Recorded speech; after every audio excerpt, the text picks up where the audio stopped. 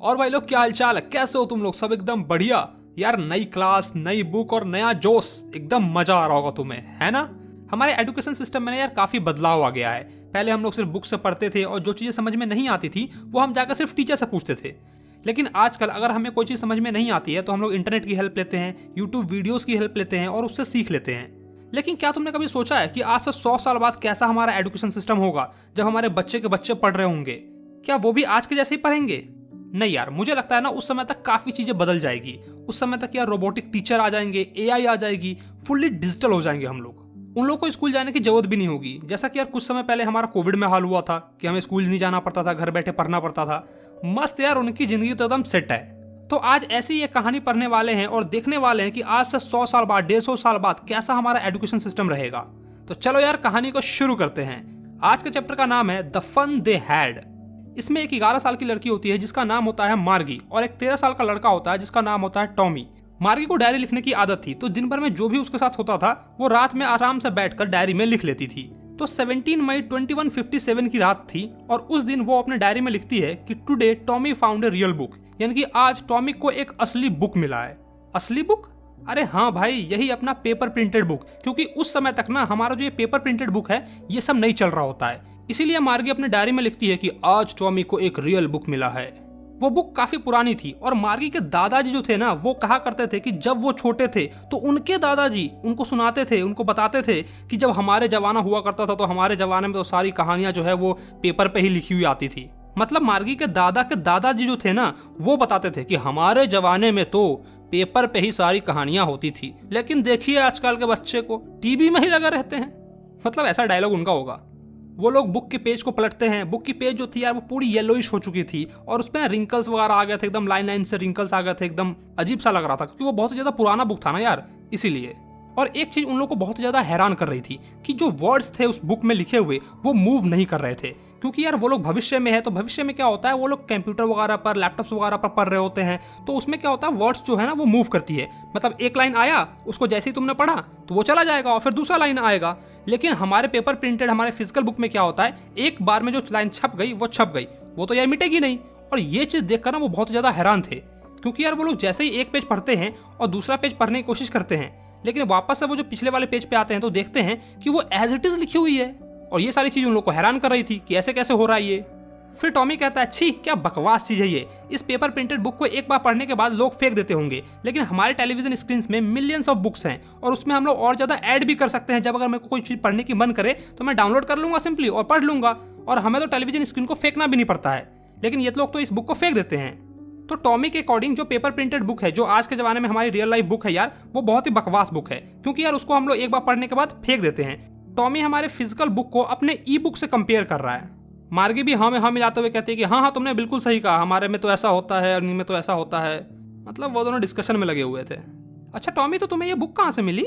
मेरे घर में। वो घर की तरफ इशारा करता है क्योंकि वो पढ़ने में बहुत ज्यादा बिजी होता है, तो बस बिना देखे हुए वो इशारा कर देता है कि देखो मेरे घर में मिली है। वो बुक उसके घर के एटिक में मिलता है। एटिक एक तरह का जगह होता है जहाँ पे यार पुराने सामान वामान फेंके हुए रहते हैं, रखे हुए रहते हैं, स्टोर रूम लाइक। मार्गी बोलती है, अच्छा तो ये बुक किसके बारे में है? स्कूल के बारे में। क्या? स्कूल के बारे में? स्कूल के बारे में कौन लिखता है यार?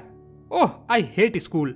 मार्गी हमेशा से ही स्कूल से नफरत करती थी और अब तो स्कूल के नाम से और भी ज्यादा नफरत करती है क्योंकि जो उसका मैकेनिकल टीचर है ना वो उसको टेस्ट पर टेस्ट दिए जा रहा है ज्योग्राफी में, और उसके मार्क्स यार अच्छे आ ही नहीं रहे। दिन पर दिन उसके मार्क्स गिरते ही जा रहे हैं और इसीलिए वो स्कूल को बहुत ही ज्यादा हेट कर रही है। उसकी माँ भी इस बात से बहुत ज्यादा परेशान है कि दिन प्रतिदिन इसके मार्क्स इतने क्यों गिर रहे हैं, और इसीलिए वो काउंटी इंस्पेक्टर को बुलाती है। यहाँ पर इंस्पेक्टर का मतलब मैकेनिक है, जो उस मैकेनिकल टीचर को ठीक करेगा। क्योंकि मार्गी की माँ खुद से तो उस मैकेनिकल टीचर को ठीक नहीं कर सकती, इसीलिए एक स्पेशलिस्ट को बुलाती है जो उसको ठीक कर सके। वो इंस्पेक्टर एक छोटा सा इंसान था जिसका गोल और लाल चेहरा था। उसके पास टूल का एक बॉक्स था और काफी सारे वायर्स थे। वो मार्गी को एक एप्पल देता है कि लो बेटा एप्पल खाओ, तब तक मैं तुम्हारे टीचर को ठीक करता हूँ, और जाके उसके टीचर को निकालता है। मतलब कि उसके टीचर को ठीक वगैरह करने लगता होगा, कुछ पेचकस से कस रहा होगा, तार वार जोड़ रहा होगा, कुछ तो कर रहा होगा। और इधर मार्गी भगवान से ये दुआ कर रही थी कि हे भगवान कुछ ऐसा करो कि इस इंसान से ये मैकेनिकल टीचर ना बने। मतलब मार्गी ये चाह रही थी कि जो इंस्पेक्टर है उससे ये मैकेनिकल टीचर ना बने और इस मैकेनिकल टीचर को बदलना पड़े ताकि उसको कुछ दिन के लिए छुट्टी मिल जाए तो आराम से वो रह सके, टेस्ट वेस्ट ना दे। हमें भी स्कूल नहीं जाना होता तो हम भी भगवान से प्रेयर करते हैं कि हे भगवान बारिश कर दो, ठंड का मौसम है बहुत ज़्यादा ठंड कर दो कि स्कूल ही ना जाना पड़े। तो सेम यार मार्गी भी सोच रही है। लेकिन ऐसा कुछ होता नहीं है। कुछ ही घंटे बाद इंस्पेक्टर जो है उस टीचर को बना देता है और फिर से एक बड़ा सा ब्लैक कलर का खरूस सा मशीन तैयार हो जाता है, जहाँ पर यह सारे लेसन्स होते हैं, जो भी लेसन्स होते हैं ना वो वहाँ पर शो हो रहे होते हैं, क्वेश्चंस वहाँ पर पूछे जा रहे होते हैं। और ये देखकर मार्गी बहुत ही ज़्यादा उदास हो जाती है कि अरे तेरी फिर से पढ़ना पड़ेगा। दूर। मार्गी को सबसे ज़्यादा उस स्लॉट से नफरत थी जहाँ पर उसको होमवर्क को इंसर्ट करना होता है, क्योंकि यार हमें भी अपना होमवर्क करना और टीचर को दिखाना पसंद नहीं होता है। वैसे ही मार्गी को भी पसंद नहीं है और इसीलिए वो कहती है कि मुझे वो स्लॉट बहुत ही ज़्यादा घटिया लगता है जहाँ पे मुझे होमवर्क्स को, टेस्ट को सबमिट करना होता है। मार्गी को अपना होमवर्क पंच कोड में लिखना होता है और ये चीज़ें वो 6 साल की उम्र से ही सीख गई थी। पंच कोड हो सकता है यार एक कंप्यूटर का लैंग्वेज वगैरह होगा उस टाइम में, जिसमें उस सबको लिखना होता होगा। और मैकेनिकल टीचर तुरंत ही सारे मार्क्स कैलकुलेट करके मार्गी के सामने दे देता है। और ये चीज़ तो उसको बहुत ही ज़्यादा बकवास लगती है कि मैकेनिकल टीचर टाइम ही नहीं लेता है, तुरंत से ही सारे ग्रेड्स को कैलकुलेट करता है और उसके सामने बताया था कि देखो बेटा तुम्हारा इतना मार्क्स आया है। मान लो अगर तुम्हारा भी टेस्ट होता है तो कम से कम तुम्हें 1-2 दिन टाइम तो मिलता है, तब जाकर तुम्हारा रिजल्ट आता है, लेकिन इसका रिजल्ट तो तुरंत आ जाता है, हैंड टू हैंड। वो इंस्पेक्टर अपना काम खत्म करने के बाद मार्गी का सर थपथपाता है और उसकी माँ से कहता है कि देखिए मिसेस जॉन्स, इसकी कोई भी इसमें गलती नहीं है, क्योंकि जो मैकेनिकल टीचर है ना उसकी ज्योग्राफी का सेक्टर जो है वो थोड़ा सा हाई लेवल का हो गया है और इसीलिए इसके मार्क्स दिन प्रतिदिन गिरते जा रहे हैं। लेकिन चिंता करने की कोई बात नहीं है, मैंने उसको एडजस्ट कर दिया है और इसके लेवल का ले आया है। इसका एवरेज 10 ईयर का लेवल है और इसी लेवल पे मैंने उसको सेट कर दिया है। एक्चुअली में इसका ओवरऑल परफॉर्मेंस सही है, तो चिंता करने की कोई बात नहीं है। और वो फिर से मार्गी के सर पे थपथपाता है और ये बात सुनकर मार्गी बहुत ही ज़्यादा निराश हो जाती है, क्योंकि उसको ऐसा लग रहा होता है कि जो उसका ज्योग्राफी का सेक्टर है उसको वो खोल कर ले जाएंगे और कुछ दिन बाद फिर से बनाकर ला कर ठीक करके डालेंगे, जैसा कि एक बार टॉमी के टीचर के साथ हुआ था। जो टॉमी का हिस्ट्री का टीचर था वो कम्प्लीटली ब्लैंक हो गया था, एकदम काला पड़ गया था। तो जो इंस्पेक्टर उसे ठीक करने आया था वो उसको निकाल कर, उसके हिस्ट्री को टीचर को निकाल कर लेके गया था और 1-8 महीने बाद आया था उसे लेकर। और मार्गी भी यही उम्मीद कर रही थी कि जो उसका ज्योग्राफी का सेक्टर खराब हो गया है तो 1-8 महीना बाद आएंगे, तब तक मैं चिल करूंगी।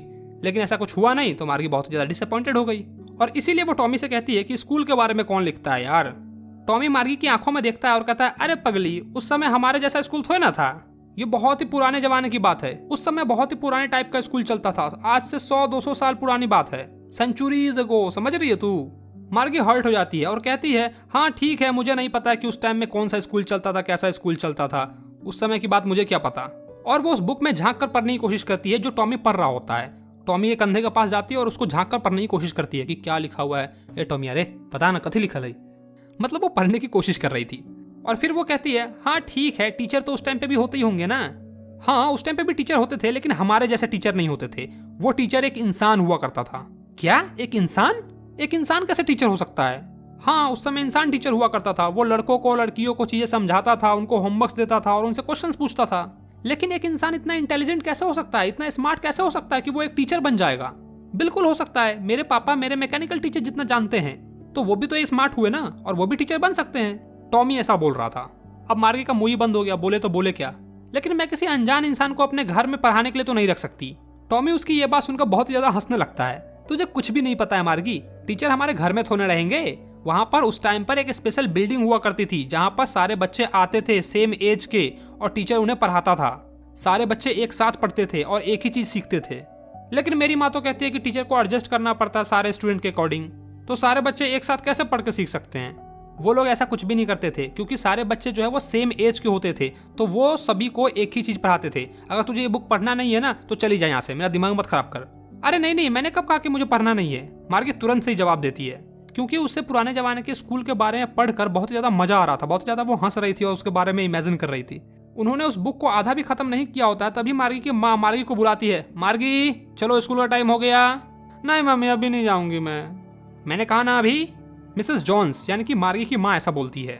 और हो सकता है कि टॉमी के क्लास का टाइम भी हो गया हो, तो मार्गी टॉमी से कहती है कि क्या हम लोग थोड़ा सा और इस बुक को पढ़ सकते हैं स्कूल के बाद साथ साथ।